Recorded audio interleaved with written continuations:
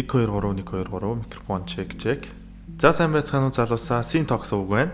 Ингээд та бүхэндээ хамгийн сүүлийн бичлэг оруулснаас 8 сарын хугацаа өнгөрсөн байна. Тэгэхээр ерөнхийдөө бол видео эдитер болон одоо миний бие нэлээд завгүй байсан учраас бичлэг оруулах завгүй зөндөө удлаа та бүхнээсээ хүлцэл өчөж байна. За тэгээд шинэ оны шинэхэн бичлэгээрээ та бүхэндээ өмнөх онд ярьж байсан галын хүчин буюу энэ шоубота анимийнхаа үргэлжлэлийг буюу 5 дугаар ангиас нь үргэлжлүүлээд ярихад бэлэн болсон байна. Та бүхэн минь 1 болон 2 дугаар ангийг нь сэргээн үзээд буцаад бичлэгтээ орж ирэхийг хүсэж байна. Шинэ оны шинэ бичлэгээ духлан сууж таалан сойрох нь. Манай сувгийг дэмжиж лайк and subscribe хийгээрэй. За тэгээд олон юм ярилгүй бичлэгтээ орцгоё. За 5 дугаар анги маань гэлмаа агч маань залбир сууж байгаагаар эхэлнэ. Залбирт суухдаа сүмд явдаг байснаа бүр 5 дугаар ангийн захирагч Хибанатай хамт нэг сүмд явдаг байснаа бодон сууна. Манай гэлмаа агчийн симпайн баг байсан юм шиг байгаа. Бүр нилээд тотон нэгчдүүс байжээ. Манай шинраа өлөнтөж яваад баг хагас нүцгэн сууж байгаа игчийг олоод харчихна. Тэгээд нөгөө инээ дээрээ инээгээд бас уучлалт гуйгаад хэцүү юм байвал хэлээрэ гэдэг. За тэгээд манай хэд дээвэр дээр ээлжид хурлаа хийж байх ба манай ахмадын биеийн хүчний дасгаланд бас гал. Тэгээд химаваа дислэгч мэдгдэл хийж эхлэгч малгайн дээрх бичгэн анхаарлыг нь татаад огт юм ойлгодоггүй. Артурч бас тэнэгтээд сууж байгаа шувууг миний эзэмшилд орж ирлээ гэд устгах нь энтер гээд л байдаг. Үүнийг хэрсэн манай химаваа дислэгч уур нь хүрээд шинэрэг буудна. Гэхдээ хөлний ядагч хүй. Манай дислэгчийн чадвар нь 2 дугаар үеийнх тул гал гаргаж чадахгүй ч галын урсгалыг маш сайн удирдах чаддаг. Тиймдээч бүүний тесрэлтийг багасгаж хохирол учруулахгүйгээр л буудсан байдаг. Бас л мундаг хүн шүү. Тэгсэн ч манай хоёр урдаас нь том ярьж байгаад химаваа дислэгчийн уурыг нь улам өргөчгөн. Үүнээс болоод үхтлээ бэлтгэл хийхээр болно доо. За тэгээд манай шинраа химаваа дислэгчтэй 5 дугаар ангийн өдөртөгч хүнч Хибанагийн талаар ярилцаж байдаг ба 5 дугаар ангийн бугийг судлаж хүн шаталтын нууцыг олохоор нууцаар ажиллаж байгаа талаар ярина. Үзэгдэл солигдож 5 дугаар ангийн байрлал солигдох ба нөгөө оюун ухаантай бугийг чинь гүнж Хибана стайл нэг тамлаж өгч байдаг. Бараг л алхахын наагур туслахууд нь хүртэл айж байдаг. Арай л сайко. Тэгтэл манай эгч буюу гэлмаа залбирал үлдэж байгаад нилээн бодол болох ба Хибана эгчтэйгээ нэг сүмд явдаг байсан үеийн зураг харан бодол болцгоно. Үүний зэрэгцээ манай Артур шинраа хоёр гэлмааг ойрд эмо байгаа талаар өрөөндөө ярилцаж байдаг. Тэгтэл манай 2 дугаар үеийн цэрэг горил эгч маань орж ирээд их чалга болсныг хэлэх ба. Эгчч аль хэдийн 5 дугаар анги дээр ирчээд Хибана эгчтэйгээ уулзах ба тэр хоёр нилээд токсик харилцаатай байна. Миний өмнө наад хувцаа бүү өмс гэдэл манай эгчийн хувцсыг 5 дугаар ангийн захирагч Хибана шатаачгана. Тэгснээ галын хүчний эгч нар бүгдээрээ л үзүүлэн бурхан гэж байхгүй. Чи ч тэнийг юм. Би бол чөтгөр идэр гэдэл. Бараг л манай эгчийг зодчихон тэр. Тэгснээ чамайг өөрөх болгож 8 дугаар ангийг бяцлан идэр гэд бас л галын хүчин дотроо нэлээд хагаралддаг бололтой. Яг энэ үед манай шинраа яаж мэдсэн юм тэнгэрээс 5 дугаар ангийн хашаанд сүртэй нарвгүй бууж ирнэ. Тэгээд танай ангийг сүйтгэх хүн би байна гэд. Яг үзэлцэх гэж байхад 5 дугаар ангийн хашааг плазма сэлмээрээ Артур зүсэн манай хэд матч бокстойгоо орж ирнэ. Тэгээд хуваагдж явахаар болоод шинраа ихчийг хайхаар дотгошоо орно. Харин манай үлдсэн хэд гадуурн түүхээр болдог. Ингээд өстэй төв ээж өгнө. Тэгээд Артур маань явж байгаад 5 дугаар ангийн гурвалжин толгойтой нэг өвгөн болон нөгөө оюун ухаантай бүгтэй чинь таарах ба 5 дугаар анги нөгөө бүгийг чинь бүр сургаад өөрсдөө нэг болгоод авчихсан байдаг шүү. За тэгээд үзэлцэхээр болно. Манай химаваа дислэгч болон горилэгч хоёр маань 5 дугаар ангийн шинковтой үзэлцэхээр болдог. 5 дугаар ангийн шинков нь бас нилээд хөөрхөн хүчтэй. Үлээдэг бохийг үлээгээд хөөргөдөг ба тэрэн дотроо хүчил төрөгчтэй урвалд ороод дэлбэрдэг хий маягийн зүйл байдаг ба байн дээр очиод дэлбэрдэг юмсанч. Бас манай хоёрыг нилээн сандаргана. Гэхдээ манай хоёр дуршлагтай болохоор байгаа газрыг нь гялс мэдэд манай химаваа дислэгч байгаа газар руу чиглүүлж галлаад сумыг нь ойсон газраас нь ахин эргэлдүүлэн ойлгоод дайсны байгаа газар руу яг таг буудна. Ингээд шинков дуусав. Тэгтэл 5 дугаар ангийн сахиусан тэнгэрүүд гээд нэг 3 хувилцсан юм шиг 3 хүүхэн гарч ирнэ. Нөгөө талд манай Артур нөгөө бугтай тулалдж байдаг ба бугч бас туршилтанд ороод нэлээд хүчтэй болсон байдаг. Манай Артур хүчин нэг л гарч өгдөггүй. Нилээн буудвал. Тэгээд яагаад хүч гарахгүй байгаагаа гайхаж байснаа сэлмээ буруу гартаа барьснаа анзаардаг. Зөв гартаа бариад ганцхан дайралтаар хэрчээд л хайчихна. Манай Химавад эслэгч Горилэгч хоёр бас нөгөө 3 сахиусан тэнгэрүүдийг буулгаж авсан байдаг ба энэ үед манай Шинра 5 дугаар ангийн Хибанагийн ордны урд ирснээр 5 дугаар анги маань өндөрлөнө. За ингээд хамтдаа 6 дугаар анги руугаа орцгоё. 6 дугаар анги маань манай Шинра 5 дугаар ангийн төв байр руу алхан ороод нөгөө 5 дугаар ангийн сахиусан тэнгэргээд 3 хүүхэнтэй бас л таа. Ахаад ганцхан өшгөлөөд л ялж. Тэгтэл нэг өрөөнд игч маань 5 дугаар ангийн захирагч Хибанатай ярилцах ба ер нь бол хуучин гэлэн манаар нь хичнээн бурхан залбирсан ч гэлэн манаар нь бүгдээрээ бог болж шатаад манай агч Айрис болон Хибана хоёр л амьд үлдсэн юм байна. Үүнээс болоод Хибана бурханд итгэхээ болоод бугийн нууцыг олохоор зориг шулуулсан нь энэ юм.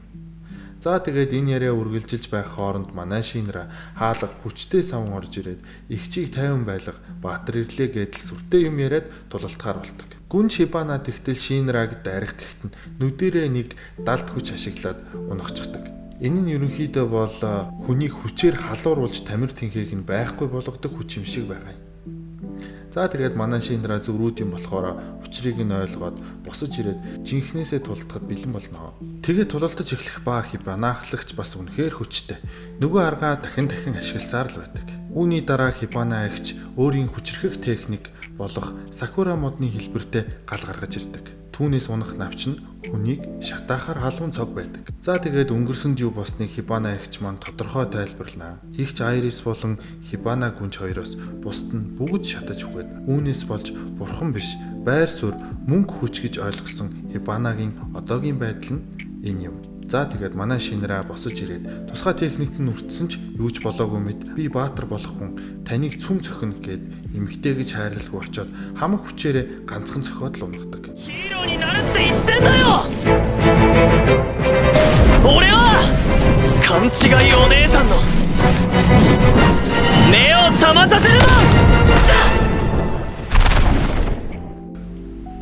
Цохиулсан Хибана өнгөрсөнд гэлмаа байхтай байсан сайхан дурсамжуудаа бодож эхэлнэ. Мөн Хибана Айрис хоёр хэр сайн ихчдүү мэт байсныг харуулдаг. Мөн яаж салж хоёр өөр замыг сонгосныг харуулдаг. Ямар их зүйл туулж энд ирснийг угтаа бол хоёр ангийн үйл ажиллагаа нь бараг л нэг. Үйл ажиллагаа л жоохон зөрчилтэй болохоос. Ингэж нэг юм Хибана ухаан ороод хоорондоо уулзраан болоод манай хоёр ангич бас нэгдэнэ. Айрис игч Хибана хоёр маань эвлэрнэ. Бас Хибана гүнж маань манай Шинрад баарг л дурлаатгаж байгаа бололтойдгоо. За тэгээд 7 дугаар анги маань эхэлнэ. Галын хүчний нэгдсэн сүмд 1-р ангийн захирагч 3-р үеийн гал удирдагч Леонард Барнс болон хэдэн дислэгч ламтан нартай уулзаж 8 болон 5-р ангийг туршлах солилцох бэлтгэл хийсэн болон хитрхи сэжигтэй байгаа талаар ярилцах ба манай 8-р ангийн захирагч болох Хоббиг хөдөлж эхэлж байгаа талаар ярилцсанаа. Энэ үед манай 5 болон 8 дугаар ангийнхан далайн ирэг дээр сайхан махшаарч хүйтэн шар аригун хэр амжилттай шөнийн бэлтгэл хийснээ ярилцаастай.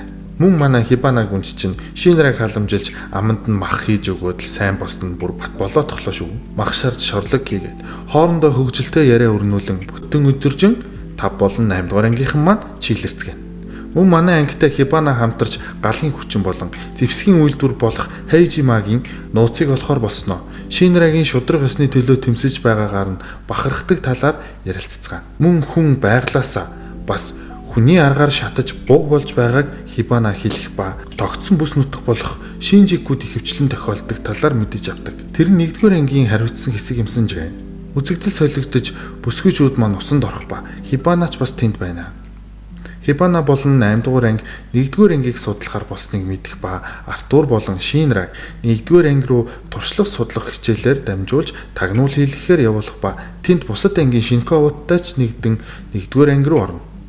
Тэгээд Бааран сахмадтай уулзахаар бүгд өрөөрөө нь явах ба Бааран сахмад нь Шинрагийн ээж болон дүүг нь шатахад ажилласан галын хүчний ахмад юмсан ч. За тэгээд уулзалтаад манай Шинра шууд өдөөн хатгаж Бааран сахмадтай өөрсдийн хүчийг мэдүүлэх зорилготой бэлтгэл хий гэдэгч Бааран сахмад өөрийнхөө өмнөөс нэг дислэгч ламтанг бэлтгэл хийлгүүлэхээр болно. Шинра ялвал хүссэн зүйлээ асуухаар тохиролцдог. Энэ үед 8 дугаар ангид манай үлдсэн хэд санаа зовоостой байж байдаг ба за ингээд бэлтгэл эхэлнэ. Дугаарын дарааллаар Шинковуудын 2 дугаар ангиас эхлэж тулалдана. 2-р ангийн Шинко хүн их бүүний хүчээр галалдаг бөгөөд Хошимия химээх дислэгч ламтантай бэлтгэлхийн тулалтахаар болдог. 1-р ангийн дислэгч ламтангууд бүгдээрээ хүчрэхэг. Нэг дислэгч ламтанд бүр галыг хөгжмийн их шиг чимээ болгон хувиргаад түүнийгэ хөргөөд хөлдөөчгдөх чадвартай ч байх шиг. 5-р ангийн Шинко айгаа тулалддаггүй учраас манай Артур Шинэр хоёр тулалтахаар болдог. Өрсөлдөгч нь харин Баруун Сахмад. Ингээд тулаан эхэлнэ. Артур эхэлж дайрах ба Артурын ганг хүртэл зүсэж чаддаг Экскалибур сэлмийг гараараа хаах нь тэр. Араас нь манай Шинра бүх хүчээрээ дайрах идэж Баруун Сахмад ганц гараараа л хааж байх нь тэр. Бүр нүдэнд нь харагдахгүй ганцхан өшөглөөд л манай Шинраг ялчихдаг. Ингээд тулаан дуслаа. Манай хэд 1-р ангид дуршлаг солих өдрүүд албан ёсоор эхэлснээр 7-р анги маань өндөрлөнө.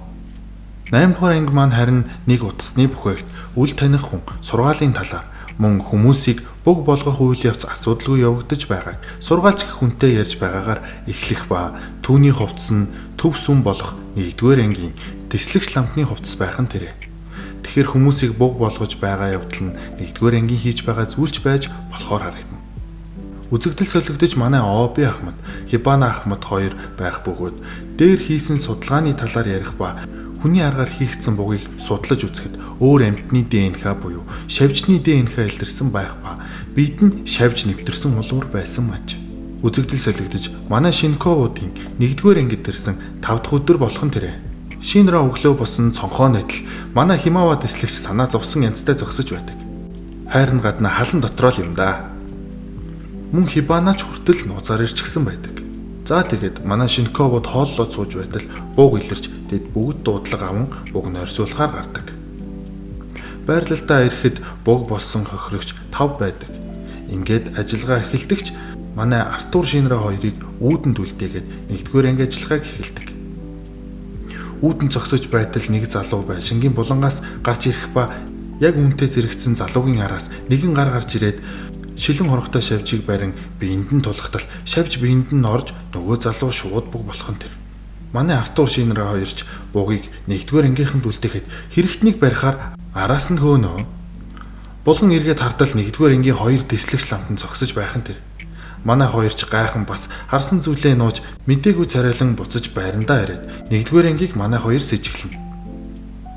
Дислэгч нарын нэг нь л энэ хэргийг хийж байгааг шижиглэн мөрдөж эхлэхээр болно. За тэгээд нэгнийх нь хөрөө рүү нууцаар нэвтрэх ба манай Артур жижигэн Экскалибураар хаалгыг зүсэж орно. Шүүгийг нь шалгаж байгаад нөгөөх шавжийг олдогч нэг дислэгч нь өрөөндөө ороод ирнэ.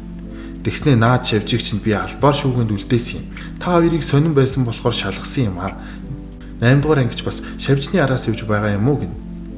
Би бас наад шавжны чинь эзнийг олмоор байна гэдэг. Тэгээд өдөр бүг нойрцуулахад байсан адилхан хөрөмтэй хүн Река Хошимия буюу 2-р ангийн Шинковтой тулалдсан дислэгчийг тэр 3 байж магадгүй хэмээн сэжгэлж эхэлдэг. Мөн энэ дислэгч нь анх 2 сарын өмнө маш олон хүүхэд шатахад энэ шавжийг олсон юм байна. Тэгтэл үзэгдэл солигдож 1-р ангийн Шинков азтай донтой охин 2 хүүхдийг та хоёр галаас айдгүй шатахгүй байх аргыг би мэднэ хэмээн нэг тийшин дагуулж явахаар оролдож байдаг.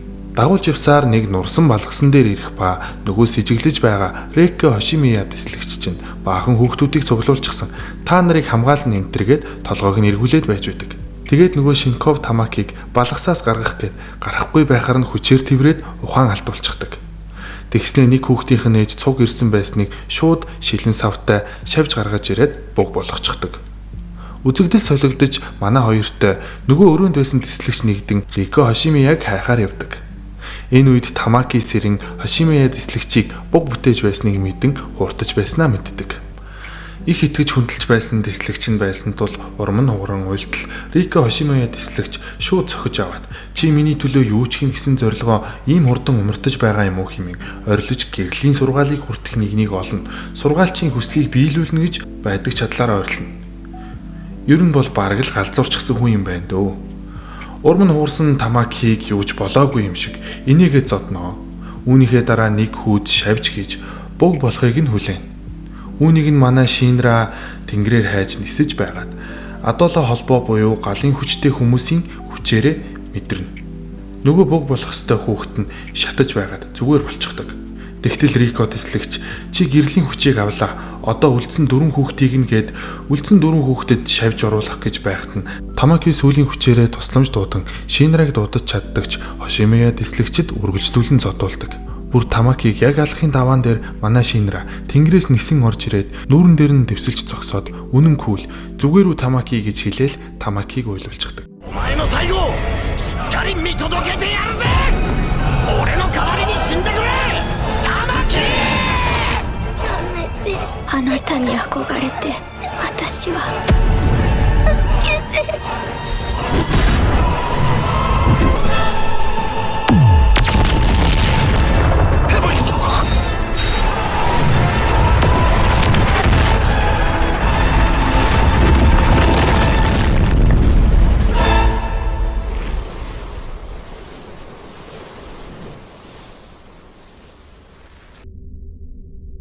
大丈夫か玉木。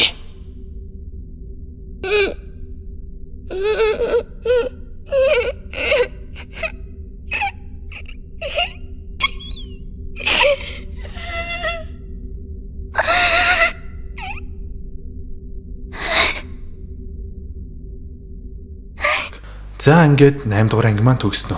Яа, дараагийн ангид ч бас нэлээд эвгүй тулаан манай Шинра Рико дислэгч хоёрын дунд болох нь тодорхой боллоо шүү. Тийм болохоор та бүхний дараагийн бичлэгийг хурдлуулах зүйл бол like and subscribe. Бид бүхэн та бүхний дарсан like subscribe-аар урам орж улам хурдан бичлэгээ оруулах болно. Манай сувгад subscribe дараад хонхоо итгэжүүлэхээ битгий мартаарай.